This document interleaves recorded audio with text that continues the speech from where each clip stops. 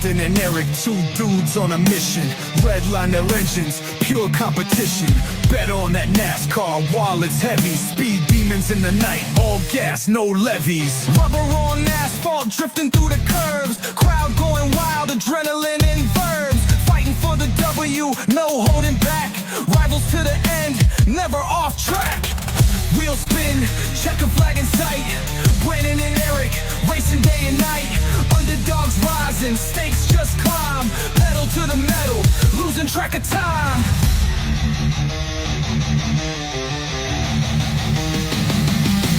Late night garages, dreams from the grease. Sweat and ambition, peace never at ease. Engines roar louder than their heartbeat.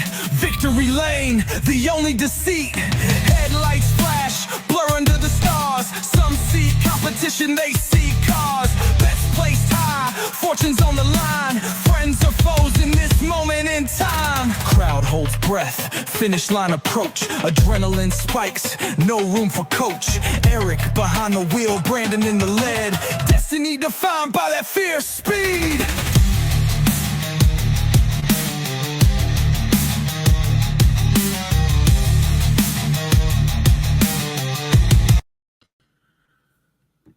We have reached the part of the podcast we're going to be talking some NASCAR, and who better to come on than Brandon, a.k.a. Boston Boy 83. Brandon, how you doing today, my man? Good, man. You grabbed us an 18-1 winner last week, so 1-for-1 Daytona 500. I like it. Thank you to William B. for getting it done. I am not going to lie. My old ass fell asleep. I woke up at 3 a.m. to pee, and I looked, and he won the race, so I was thrilled. So, Can't argue with that. A win is a win, but let's jump right into it. Going to Atlanta, we each have 5 plays, so I'm going to let you start us off, man. What is your first bet? My first bet's Elliott, 10-1. He's won here before. This track, just so you guys know, we're going to do a little pick 'em. It's going to race just like Daytona, but a mile shorter. So a lot of drafting, a lot of fuel saving. Elliott ran well at Daytona, won the Clash. I just feel that momentum coming from him. I like him at 10-1, Chase Elliott. My first one is I am going Ryan Blaney plus 1,000. Blaney has the best average finish at Atlanta among active drivers. 5 straight top 10 finish. His worst finish since 2020 being 17th. Runner-up in 3rd place finishes in Atlanta in 2023. Proving his consistency on the track, 2024. Strong momentum here in Atlanta, coming off a 7th place finish at Daytona, leading 23 laps, winning a stage. Sorry,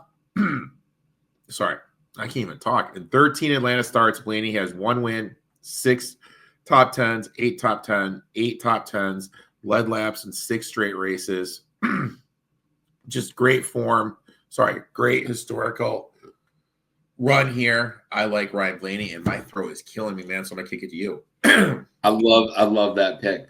My second pick on the screen here is going to be Ross Chastain at 20-1. The guy loves Atlanta, always been good, very aggressive. He didn't seem like he was really as involved in the 500 as I thought he would be, because he's normally that aggressive guy at super speedways. I'm expecting him to ramp up this week. Be aggressive, be towards the front, and be there towards the end. I'm doing Ross Chastain 20-1. My next one is I am doing Justin Haley top 10 at plus 2. There it is. Constant Atlanta performer. Haley has finished top 12 in 4 of the 6 races on Atlanta's new surface, showing reliability in the format. Strong average finish, 8th among active drivers in Atlanta, proving he can compete at this track.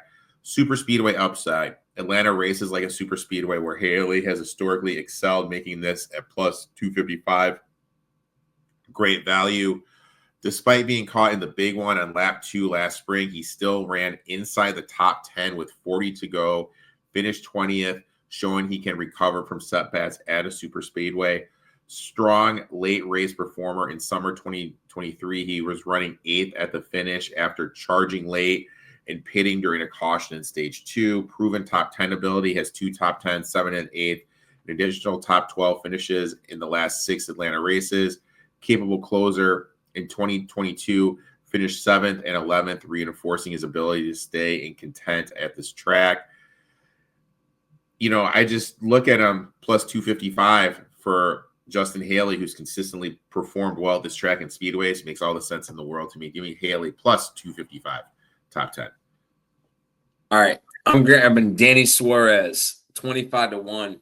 He's almost won. He won here before, almost won.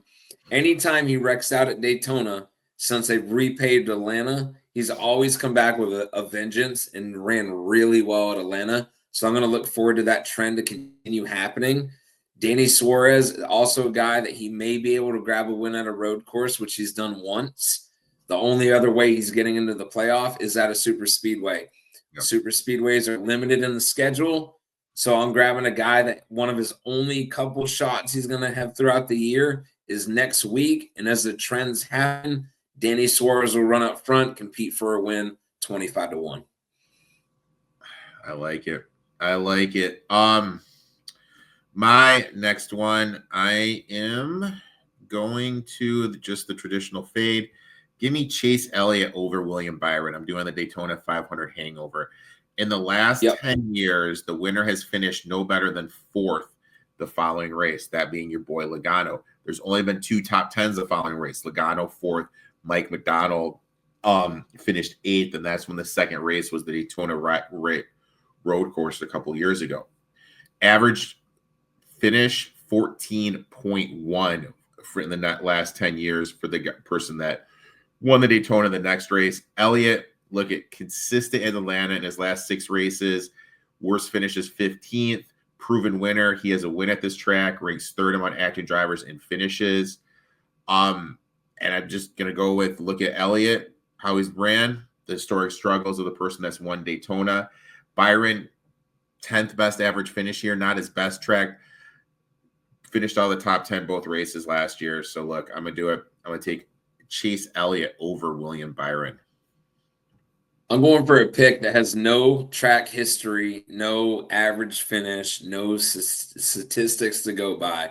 I'm doing Ty Gibbs at 35-1. I had him last year getting his first win. It didn't happen. He had a horrible Daytona performance. I'm expecting a big year out of this kid.